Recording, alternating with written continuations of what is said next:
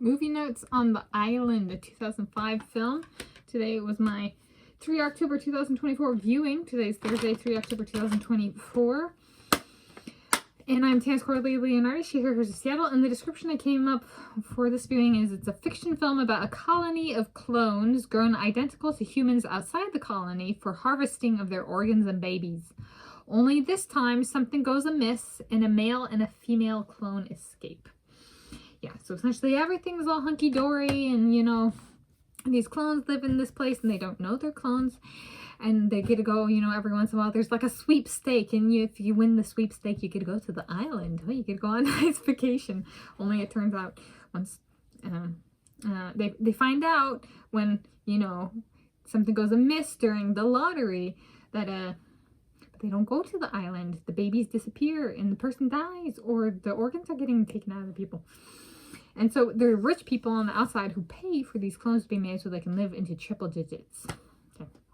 So that's the plot. And I got, as I go through this, the last half an hour of this movie, I spent, my little brother, Kona dog, went out to go poo. And he had poo. He went poop. And it got stuck to his coat. And, you know, usually I can pull it out if it gets stuck in his fur. And this time I couldn't. So I took the scissors to his behind because there were mats around his butt. So I spent the last 30 minutes cutting off mats of my parents' dog, my little brother. And I can eat this now because it smells so much better. And there was poop smeared on the floor, under the dining room table, you know, in the walkway, on the couch, by the armoire. And Tinny girl, this girl got it cleaned up, and I was like, that situation, moving in with my Josh, would be worse than even the messiest of days for the squirrels. Okay, squirrels got poops that are the size of like half of a lima bean. So if they have diarrhea, you might get like a thimbleful, maybe 3. It's like, so it's like, I will say though, when I was growing up, we had like 3 cats, 3 dogs, 2 rats, a bunny, a crawfish, you know, there was fish and stuff. We had a bunch of pets growing up, but not like farm level amount. And, you know, sometimes there would be gnats, or there would be situations where it's like, just let me take a pair of scissors to it. And my parents would be like, no, we need to brush it out. And so I finally got to live up to the, I'm just taking a pair of scissors to it. Okay. So I did. I'm going to have Reese's Minis. I'm going to do 6. I have allocated myself that many. 1, 2, 3. Oh, should we make a pyramid? 1, 2, 3, 4, 5, 6. And the movie was playing while I cut the poop out and stuff. I was smelting my hand. I did wash my hands and stuff. Okay. But it was playing on the big screen, so it was playing while I was. Yeah, he's a street dog. He came from the streets. He lived on the streets for like over 2 years. So he's super skittish and really doesn't like to be touched or groomed or anything. And he just stood perfectly still. I sent my parents text messages telling them that, and I was like, he was very, all caps, V-E-R-Y, all capital letters, well behaved. It was spectacular. I was like, my little brother is on fire. Okay, and like, not in a bad way, but like, he's doing well. Okay, so with my little pyramid, here we go. Can I come up with a dream? If I had that much money, instead of making clones, what would I do? How about owner of Wikipedia in the future? Yelp? Tumblr? Wix? In addition to Fiat, Ferrari, YouTube?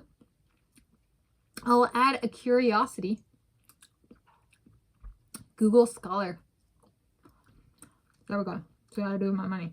So how am I gonna get there?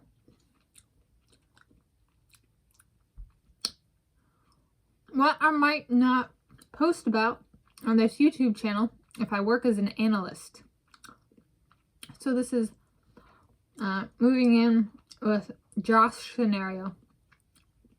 Okay, so I might not publish the same amount of like sports, books, and movie stuff, because my perspective I am paid for may not yield content. So if I'm like working on a movie or something and providing my perspective, I might not put a YouTube video out on that. Perhaps more appropriate / a fit would be me appearing in videos on the YouTube channel of my employer if he wants me to. Also a way of keeping work hours in check. So if I do a video on their channel, or I'm in a video on their channel, you know, it's a way of being like, make sure we don't go over in hours, and there's public documentation of, you know, the time. I'm part of the time. So, notes on sports, books, and movies playlist through September 2024, about 1 year. So to come up with like an idea for like a 1 year contract, like maybe it's a starting point.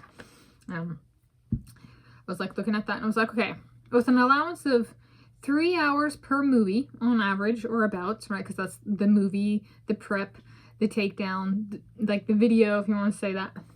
3 hours, I say, and as an allowance or ballparking.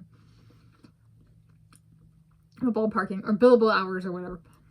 Then I do 12 hours per book on average, where the book is like 240 pages and it's a 3 minutes per page average. Right? So that might not be right for everything, but it's like a billable kind of thing, right?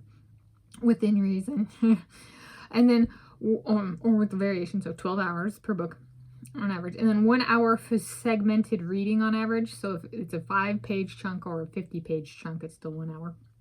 So I came up with, for my videos, September 2023 through September 2024, it was 287 total hours. So this is me coming up with estimates based on actual work product I've done and published already.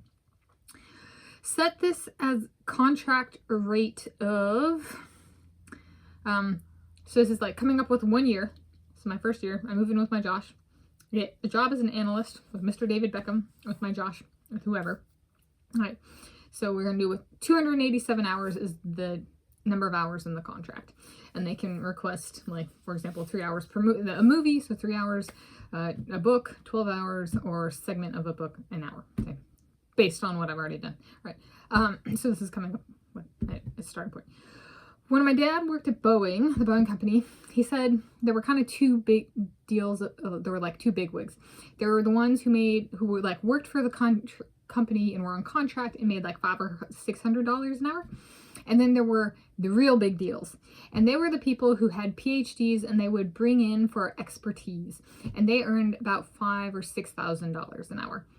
And I was like, well, I have an undergraduate degree, I have an associate's degree, and I have been a PhD candidate and spent over 4 years in graduate school at a #1 university in a quantitative discipline.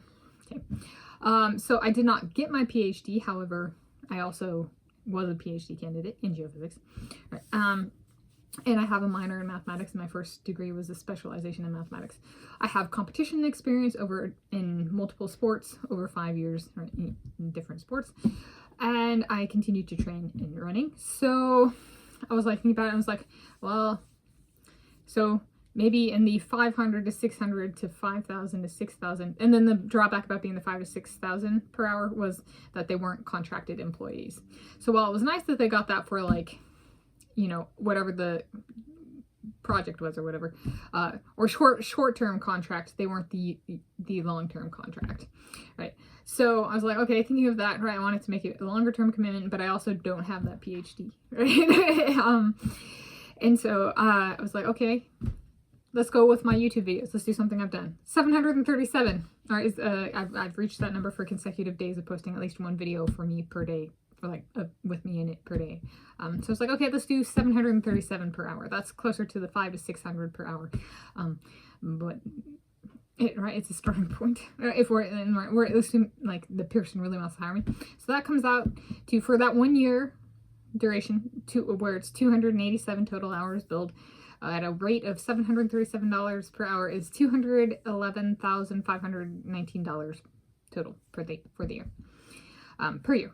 So this would be a good first 6-figure salary for me. I haven't ever earned 6 figures, so to debut at $211,519 would be really good. And for me, Tanis Coralee Leonhardi, per my perspective, okay, I'll be like, yeah, dude, okay, You want me to redo my sequence with Mr. Beckham? Mr. David Beckham at top? Okay, Mr. David Beckham, I want you. Okay, do you want me? Okay, maybe so for that particular employer, and that particular approach, maybe one of my first projects is showing how Messi attacks Ronaldo. Oh yeah. So I thought it was a pretty good one. How do I come up with money? And that's like, I thought that was a pretty good one. And that's a segue, right? Especially to the PhD in Italy, right? Like take and reintroduce me into like, well, not okay. I haven't lost all my quantitative stuff, right? But like, you know, there's like a get me working on projects, and then like the employer could take the approach if they choose everything. They want me to take the lead on a project. They name a topic and then I choose the things, or it's like a mix kind of thing. And then it can develop beyond that and that kind of stuff. But like as a starting point, I was like, that's what I came up with based on actual output I've already done. You know, I had what was 51 videos for those 287 total hours, approximately, like ballparking, right? So, and that was about a year duration. So, yeah, there we go. It got me thinking. So those are my movie notes on The Island 2005 film, 3 October 2024 viewing. The names don't match the people. Ian McGregor is this dude, and Scarlett Johansson is this lady.